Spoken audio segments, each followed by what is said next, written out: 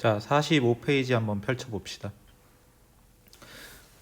자, 계속 중국 얘기만 나왔는데 이제 약간 시선을 돌려서 한반도와 일본의 고대 국가 내용이 나와요.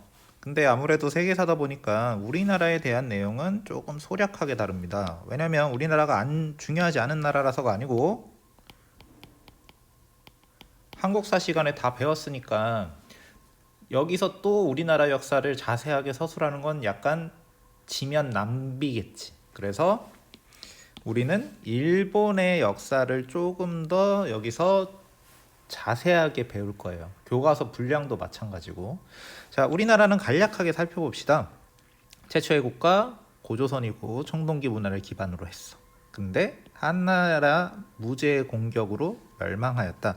만약에 세계사에서 우리나라를 엮어서 문제를 낸다면 이렇게 주위 국가와 어떤 식으로 연관을 맺었는지를 봐야겠지. 한무제는 누군지 기억이 나죠? 전한의 황제고 유교를 관학화했고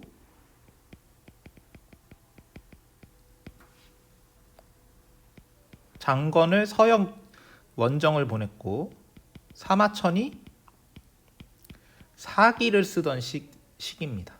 이때 고조선을 공격해서 멸망시켰다는 거지. 이렇게 엮는 거야.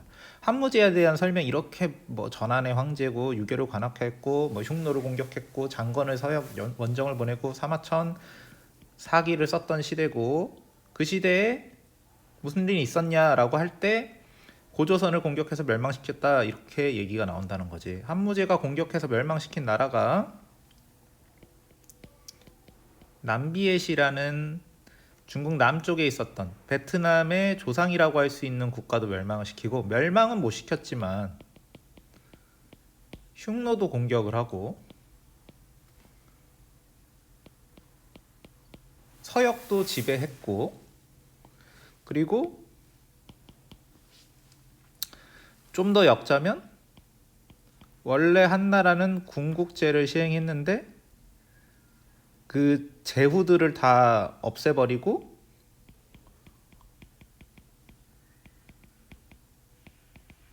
사실상 9년제를 전국으로 실시한 황제도 한무제인 거죠. 이렇게 엮이는 거예요. 자, 계속 보면 만주와 한반도에 등장한 다양한 국가들은 한국사 시간에 배웠던 뭐 부여, 옥저, 동해 뭐 이런 나라들이죠. 그런 나라들이 고구려, 백제, 신라에 각각 통합되었다. 그래서 삼국시대가 되었고, 자, 삼국은 중국으로부터 율령과 유교, 불교 등을 받아들여 중앙집권 국가로 성장하였다. 자, 이 율령이라는 게 남북조 시대에 북위에서 제대로 정비가 되고 있었죠. 물론 중국도 이 율령이란 게 이제 완성본이 나타난 거는 북위, 수나라, 당나라를 거쳐서 완성본이 나오지만 그 이전부터 계속 율령은 더 거슬러 올라가면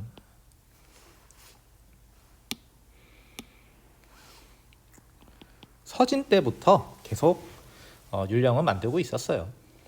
자, 그다음에 유교, 불교 등을 받아들여 중앙집권 국가로 성장하였다. 자, 불교를 받아들인 거는 당연하겠지. 왜냐면 삼국시대는 주로 어떤 시대와 많이 겹치냐면 남북조 시대와 시기가 많이 겹친단 말이야. 위진남북조 시대와. 근데 그 위진남북조 시대에 불교가 많이 발전했기 때문에 불교를 많이 받아들여.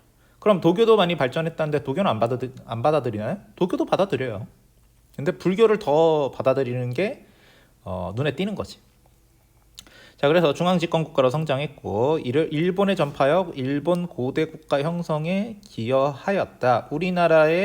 우리가 중국의 문화를 받아들여서 적절히 우리식으로 변형을 한 다음에 일본의 문화를 전파를 해준 거죠. 이거는 우리가 뭐 일본보다 뭐 잘났다 이렇게 생각할 필요가 없어요. 뭐 그런 우월감 가질 필요 없고, 그냥 지리적으로 우리가 중국에 더 가깝기 때문에 중국의 문화를 더 빨리 받아들일 수 있었던 거지. 그렇게 건조하게 받아들이면 됩니다. 특정 문화나 이런 것들을 빨리 받아들였다고 해서 어떤 민족이 다른 민족보다 더 잘났다 이렇게 얘기할 필요는 없어. 그렇게 따지면 일본이 한때 우리나라보다 문화가 우수했을 때는, 일본을 거쳐서 외국 문화가 전해질 때는 일본이 우리나라보다 우월해서 그랬냐, 뭐 그런 것도 아닌 거지. 자, 계속 보면 자, 그러다 이 삼국 시대가 끝나게 되지. 신라는 당과 연합하여 이거를 뭐라고 부르냐면 당나라와 연합하여 백제와 고구려를 무너뜨리고 당을 몰아내 삼국을 통일하였다. 또 중국의 국가와 엮이게 되지. 자, 이때 당나라는 이 당시에 어떤 시대와 연관이 있냐면 뭐 당나라 태종, 고종 뭐 이럴 때 당나라와 연관이 있어. 그러니까 아직 안사의 난이 일어나기 전에 균전제와 조용조가 제대로 실시되고 있었던 부병제가 제대로 실시되고 있었던 그 시대의 당나라와 엮이는 거예요. 그래서 삼국을 통일하였다. 이후 고구려 유민들이 발해를 세워. 발해는 언제 세워지냐면 698년에 세워집니다. 자, 그래서 남북국의 형세를 이루게 되었다. 남북국은 남쪽에 있는 통일신라와 북쪽에 있는 발해를 이야기하는 거지.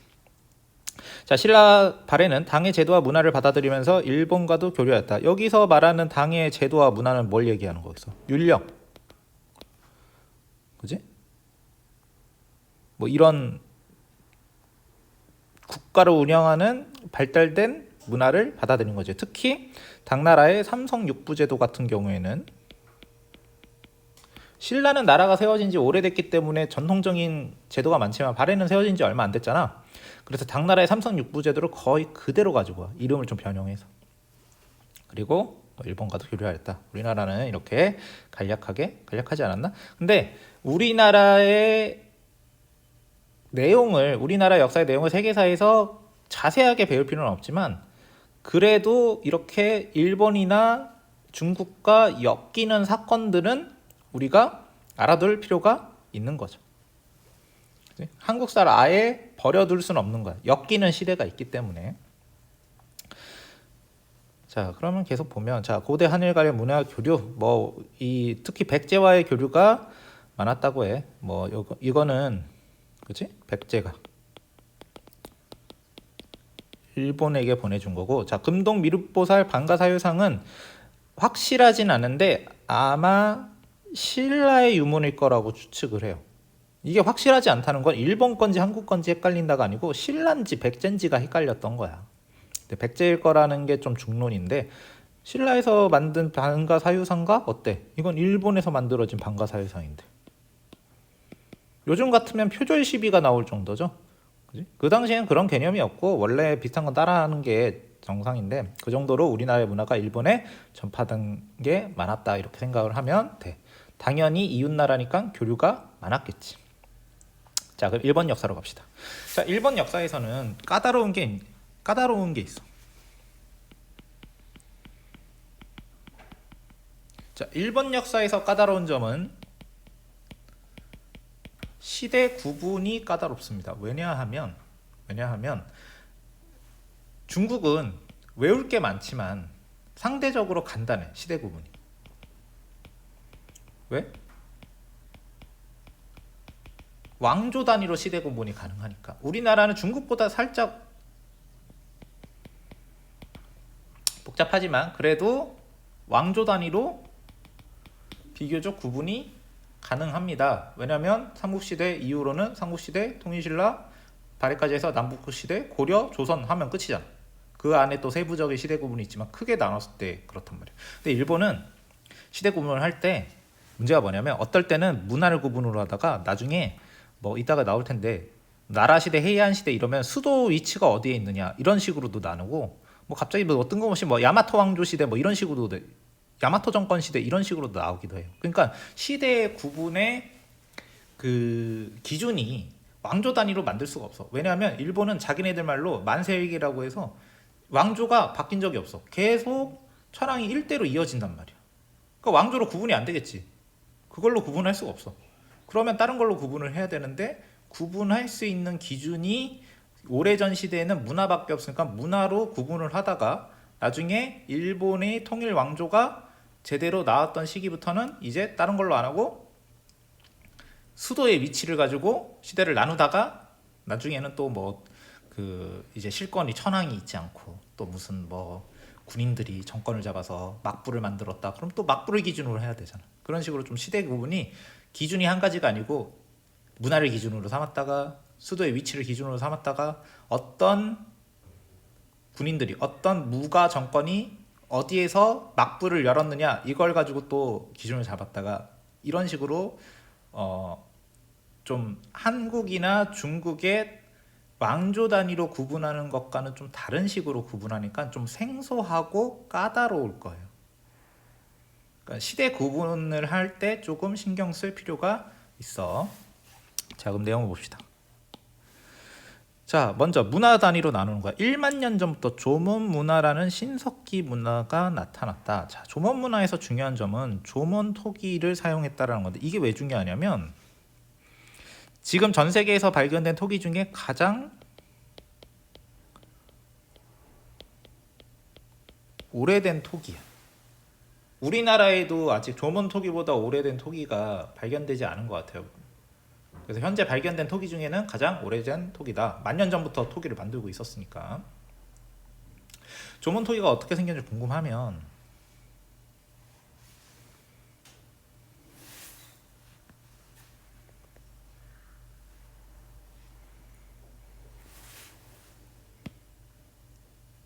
이렇게 생긴 걸 조문 토기라고 합니다. 특유의 문양이 있어. 그죠? 이런 모양의 토기를 보면 아, 일본의 조문 시대구나 이렇게 생각을 하시면 됩니다. 자, 그럼 계속 보자면 자, 그래서 조문 토기와 간석기를 사용하여 농경이 시작되었다. 자, 조문 토기와 간석기, 농경 이런 얘기 나오면은 당연히 이 조문 시대는 뭐라고 봐야 되는 거야? 신석기 시대지. 여기에도 적혀 있잖아.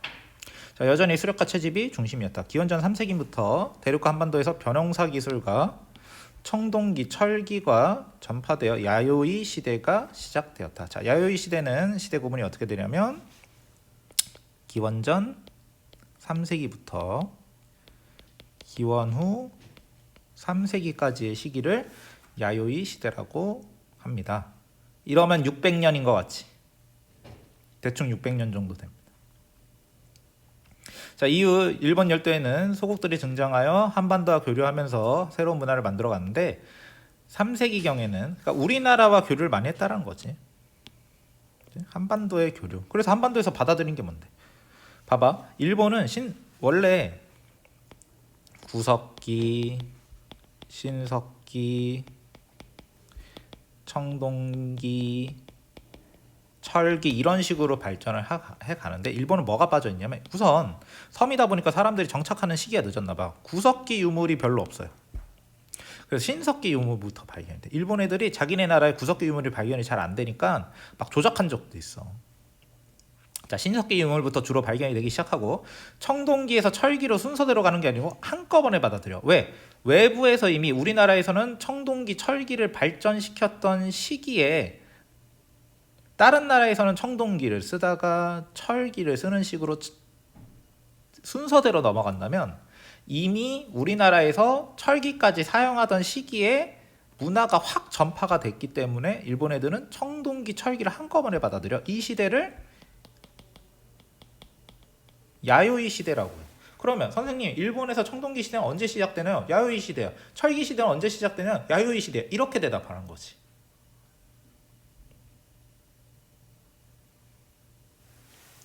자, 계속 봅시다. 자, 3세기경에는 삼시교 소국의 연합체가 형성되었다. 청동기 시대, 청동기와 철기가 시작되니까 당연히 일본도 국가가 생기기 시작하였지.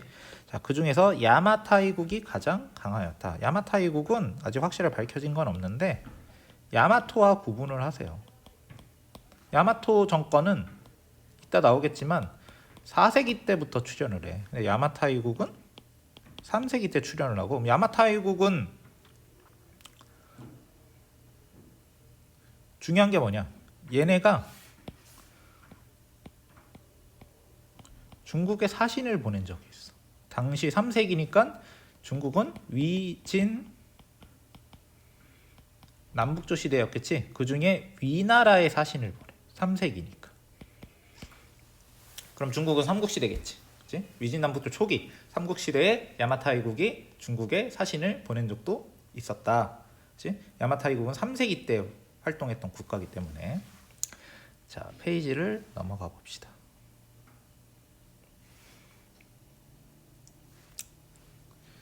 자, 46페이지 일본 고대 국가의 발전. 자, 일본의 고대 국가라고 하면 야마토 정권부터의 시기를 이야기하는 거야. 자, 계속 볼까요? 자, 4세기 무렵 출현한 일본의 야마토 정권. 자, 야마토 정권은 4세기 때 처음 출현해서 자, 6세기 무렵 이후 백제로부터 불교를 수용하였다. 자, 백제로부터 야마토 정권이 불교를 수용을 합니다. 언제 정확히 연도가 몇 년이냐면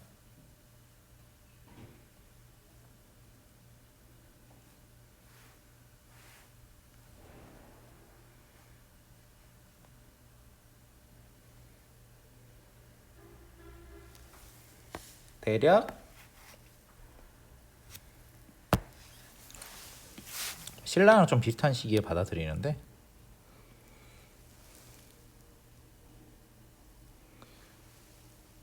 뭐 538년이라는 설이 있고 552년이라는 설도 있는데 그냥 6세기 중엽이다라고 얘기할 수 있겠지. 연도를 명확하게 안 적고 이렇게 6세기 중엽이다 하고 퉁쳐서 얘기하는 거는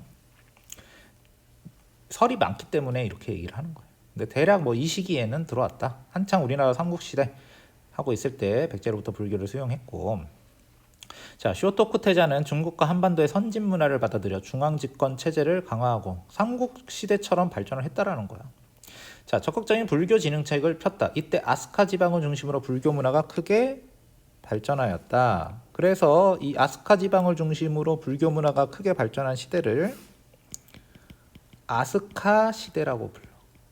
이 아스카 시대는 크게 잡으면 538년부터 710년까지의 시대를 얘기하는데 그냥 7세기에는 아스카 시대다라고 생각을 해도 무방합니다.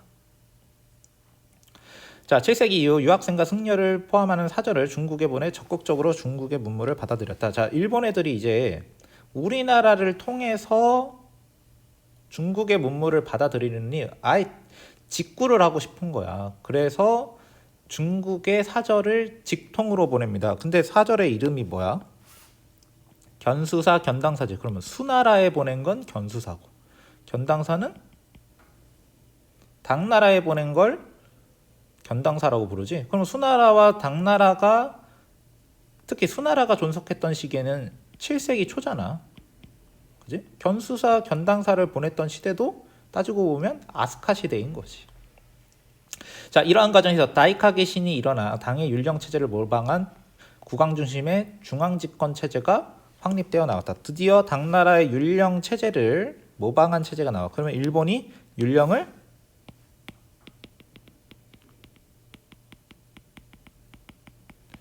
받아들였다는 거지. 근데 이 율령을 모방한 시대도 따지고 보면 언제인 거야? 아스카 시대지. 그리고 7세기 말에는 일본이라는 국호와 천황이라는 군주 칭호가 사용되기 시작했다. 일본이라는 국호를 사용하고 천황이라는 군주 칭호를 처음으로 사용하기 시작했다. 그 전에 대왕이라는 칭호를 썼대. 일본이라는 국호는 확실하게 안정해졌을 때는 뭐 야마토 외 이런 식으로도 썼단 말이야. 근데 역시 이런 것들이 쓰여진 시대도 아스카 시대. 그럼 아스카 시대에는 되게 그 여러 가지 사건이 많았네. 불교도 받아들인 시대고 견수사, 견당사를 처음으로 보냈던 시대고 율령을 모방하는 체제도 만들어졌고 국호를 일본어로 사용하고 천황이라는 국호를 그 왕호를 사용한 것도 아스카 시대다라고 얘기할 수 있겠지. 자, 그다음에 8세기 초에 이제 시대가 바뀌어. 그치? 자, 헤이조쿄로 천도한 때부터를 나라 시대라고 부른다. 이번엔 또 기준이 뭐냐? 자, 헤이조쿄라는 도시가 여기 보세요. 지도에 이렇게 표시가 되어 있지. 헤이조쿄라는 도시가 나라 지방에 있었대. 지금의 나라는 뭐로 유명하냐? 사슴공원으로 유명하죠. 그 나라가 맞습니다. 그리고 그 나라에 가면 어떤 절이 있냐면 유명한 도다이사라는 절도 있어. 이건 역시 나라 시대의 절이야. 여기에 누가 왔었냐면 저번 시간에 동아시아 문화를 할 때 배웠던 눈먼 승려 감진이 이 도다이사에 왔죠. 그지?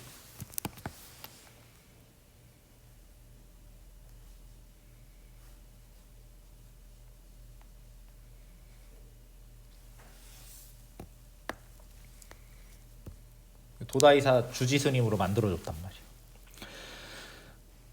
자, 그래서 나라 시대가 시작이 되는데, 자, 이 시기에는 전국을 국군으로 나누고 국가로부터 토지를 받은 농민들에게 관료제를 통해 조세를 수취하는 율령 국가가 성립되었다. 자, 율령 국가가 완성이 되는 거야. 나라 시대 때, 아스카 시대 때부터 율령을 받아들였지만 완벽하게 완성이 안 됐다가 율령 국가가 확립된 시대는 나라 시대에 되는 거지. 자, 그럼 내용을 잠깐 볼까? 봐. 전국을 국군으로 나눈다. 중국에서는 주현으로 나눴지. 율령 체제로 인해서. 그 다음에 국가로부터 토지를 받은 농민. 이거 중국으로 따지면 뭡니까? 균전제 아니야? 그지?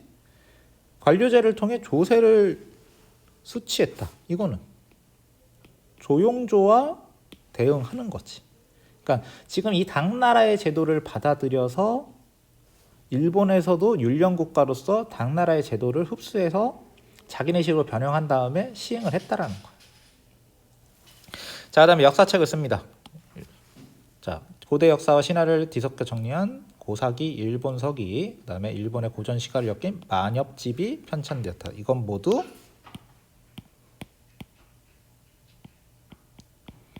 나라 시대 710년부터 794년까지의 시대를 나라 시대, 이 시대에 이런 일이 있었다라고 알아두면 돼. 자, 밑으로 내려가 볼까?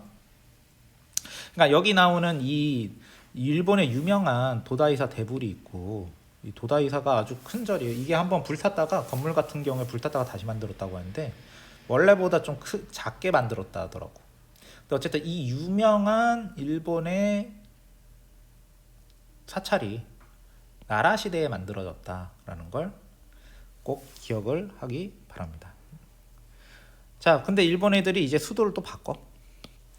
자, 헤이안교로 천도합니다. 그래서 이름을 헤이안 시대라고 불러. 나라 시대에는 수도 이름이 헤이조쿄였는데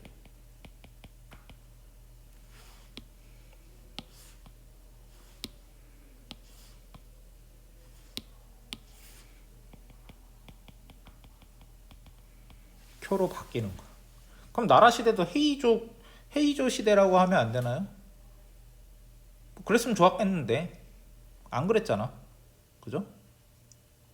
그래서 헤이안 시대가 전개됩니다. 이 시대에는 왕권이 약해져 귀족과 호족이 장원을 확대해 나갔다. 그러니까 이 시대에도 여전히 율령을 실시하려고 하지만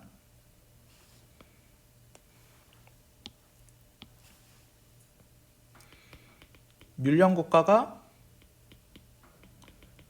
약화되고 해체되는 시기다라고 생각을 하면 돼. 나라 시대에 완성됐던 율령 국가가 점점 흐트러지기 시작되는 거지. 자, 그다음에 지방에서 무사가 나타나 점차 독자 세력으로 성장하여 중앙에도 진출했다. 무사가 점점 출현하기 시작하네. 헤이안 시대 이후에는 이제 일본은 막부가 성립돼서 무사가 지배를 하는데 그 전조가 나타나기 시작하는 거야. 자, 9세기 말부터는 견당사 파견이 중단되었다. 일본 애들이 이제 우리가 중국에서 뭐 실시간으로 이제 뭐 직구하고 중국 문화를 받아들일 필요가 없어. 왜냐하면 우리는 이제 우리만의 문화를 발전시킬 거니까. 그게 바로 국풍문화. 그러니까 그냥 안 간 게 아니고 문화의 추세가 바뀌었기 때문에 우리의 문화, 우리의 고유의 문화를 더 살리자. 그래서 헤이안 시대에는 국풍문화가 발전하는 거야. 그 이전에 나라 시대, 아스카 시대, 그 이전으로 뭐 야요이 시대 다 일본 애들은 한국과 중국의 문화를 빨리 받아들여서 자기네 문화를 발전시킨 걸 목표로 삼았다면 이제는 더 받아들일 게 없다. 특히 중국에서 받아들일 거 없다. 왜? 9세기 말이면 당나라 망하기 직전이잖아. 갈 때마다 야 이거 중국이 거의 망해가는데 우리가 왜 굳이 중국한테 배워야 되지? 이런 생각을 한 것 같아. 그래서 일본 고유 문화를 발전시키는데 이제 우리가 일본 하면 생각하는 그런 전통들이 헤이안 시대 때부터 본격적으로 나온다고 생각을 하면 돼. 그래서 한자를 간략하게 고쳐 만든 가나가 만들어졌다. 일본 글씨 있죠. 쭉 올라가 봅시다. 이게 헤이안 시대에 만들어졌다라는 거지. 나라 시대에는 아직 중국의 문화를 많이 받아들일 때야. 자기네 고유의 뭔가를 만들어내려는 시대는 아니라는 거지. 자, 그래서 왁하나. 자, 이제 중국에서는 한시가 유행을 할 때 이제 우리만의 특이한 시의 장르를 만들겠다. 왁하라는 그런 그 시의 장르를 만드는 거고, 일본의 특유의 시가 있어. 뭐 되게 짧아. 얘네들은 한 두 줄짜리 시 만들어요. 일본 애들은 막 뭐 죽기 전에 막 시 외우고 막 이런 전통이 있거든. 절명시라고 해서 뭐 우리나라도 있고 중국에도 있고 하는데, 일본의 절명시가 좀 유명한데 되게 짧아요. 한 막 두 줄 막 이래. 그다음에 겐지 이야기 같은 문학이 꽃을 피웠고 주택 관복 등에도 일본적 특색이 나타났다. 그러니까 역사책을 막 많이 썼던 시대는 나라 시대고, 막 가나를 만들어서 일본의 전통 문학이 발전하던 시대는 헤이안 시대지. 그리고 주택 관복 등에도 일본적인 특성이 드러났다. 그럼 그 전에는요? 그 전에 이런 주택과 관복은 우리나라 한반도에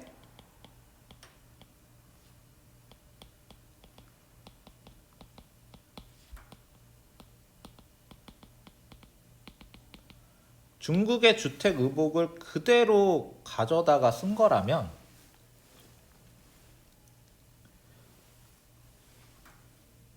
헤이안 시대 때부터는 일본적인 특색이 드러나는 주택과 관복을 본격적으로 만들어내는 시기인 거지.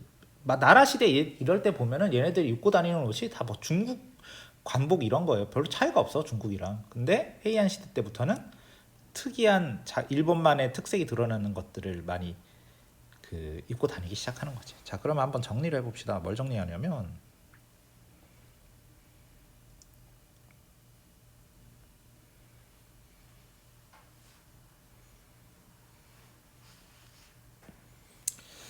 자, 일본의 시대 구분이 조금 어려울 수 있잖아. 그 시대 구분을 한번 해보자는 거지. 자, 먼저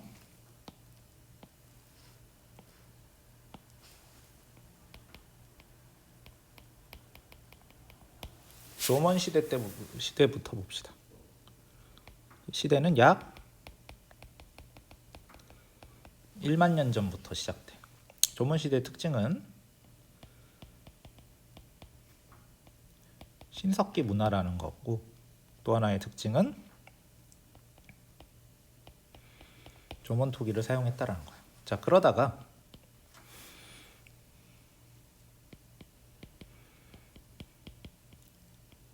야요이 시대가 시작됩니다. 시기는 약 기원전 3세기부터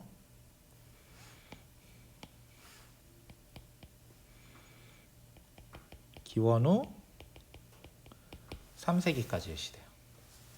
자, 야요이 시대는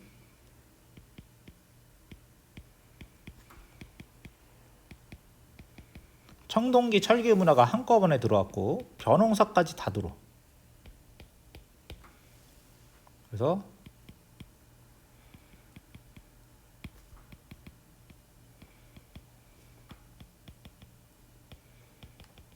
한반도와 중국에서 문화가 전파된다는 거지. 자, 이 시대의 또 다른 특징이라면 소국들이 많이 등장을 하고, 특히나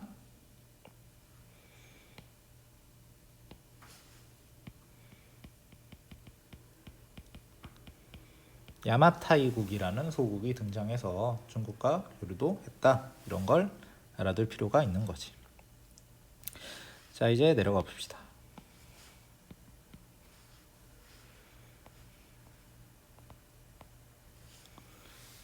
자, 그러다가 야마토 정권이 등장하게 돼. 얘네들은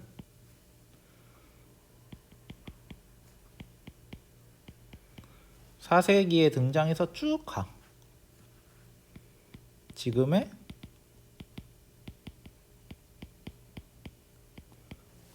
천안 가문이 출현했다고 생각을 합니다. 그 이후에 뭐 야요이 시대다 이렇게 가지만 이 야마토 정권으로 시작되는 천안 가문은 쭉 그냥 지속이 된다라고 생각을 하면 돼. 자, 그래서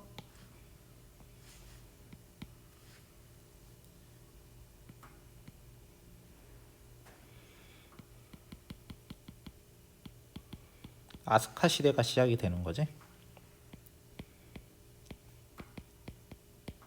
자, 아스카 시대의 특징은 뭐야?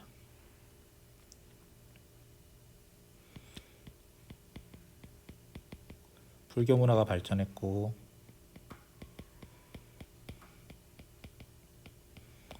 전당사를 파견했고 그리고 645년에 다이카 개신이 일어나서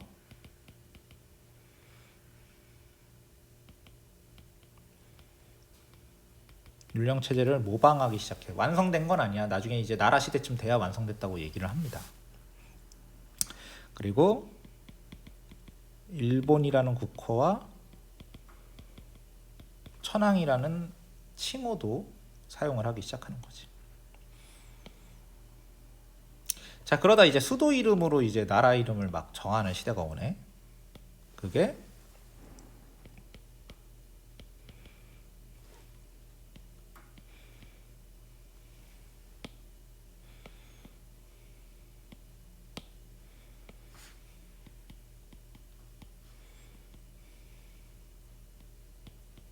794년까지 있었던 나라 시대를 얘기를 하는데, 그래서 이거는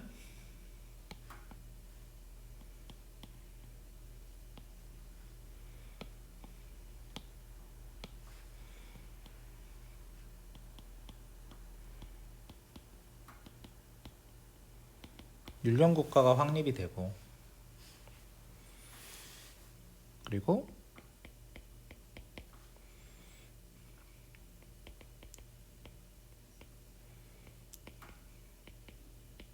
고사기 일본서기 같은 역사책이 저술된 시기입니다. 아, 그리고 중요한 게 있지. 수도가 헤이조쿄에 있었다. 그치? 여기에 나와 있죠. 자, 마지막으로 색깔을 바꿔보자.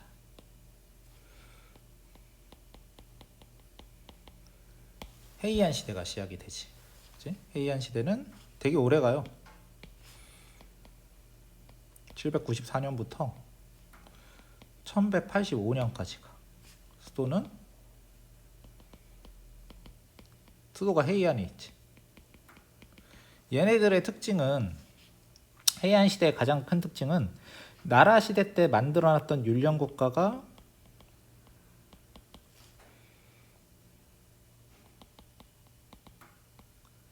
율령 국가가 해체되는 시대야. 무사가 처음으로 등장을 했고, 또 하나 국풍문화라고 해서 이제 견당산 안 보내지. 국풍문화라고 해서 가나라는 일본의 특수한 글자가 만들어지고, 그 다음에 와카라는 일본만의 특이한 시가 만들어지고, 겐지 이야기 같은 문학 작품이 만들어진 시대가 바로 이 헤이안 시대지.